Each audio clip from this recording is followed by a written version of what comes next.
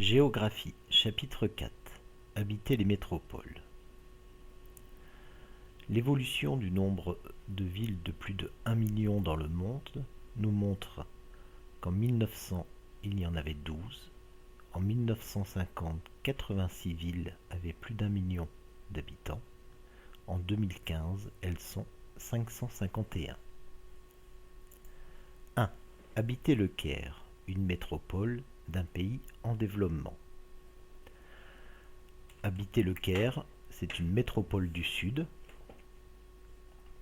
où il y a de fortes inégalités sociales entre les populations, une métropole qui s'étend au sol et en hauteur et où la vie est difficile pour les 2/3 des habitants.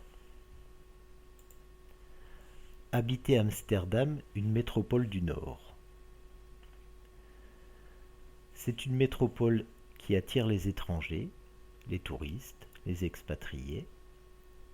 Elle a une qualité de vie reconnue. C'est une ville-musée qui évolue. 3. Un espace urbain organisé. Toutes les métropoles s'organisent autour d'un centre qui concentre les équipements et les activités, banques, commerces, musées. C'est l'espace le plus fréquenté.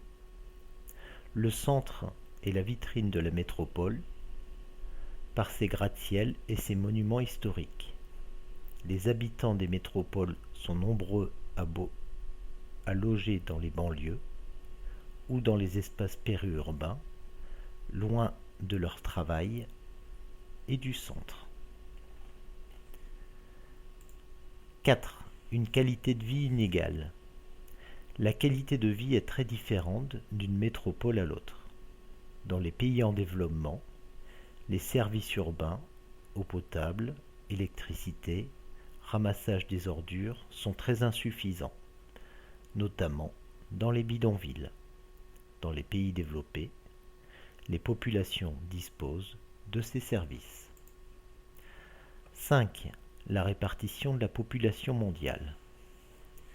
Il existe de grands foyers de population dans le monde, comme l'Asie de l'Est, l'Asie du Sud, l'Europe, mais il y a aussi des déserts humains, c'est-à-dire des régions très faiblement peuplées, comme le Sahara, la Sibérie, l'Amazonie ou le centre de l'Australie.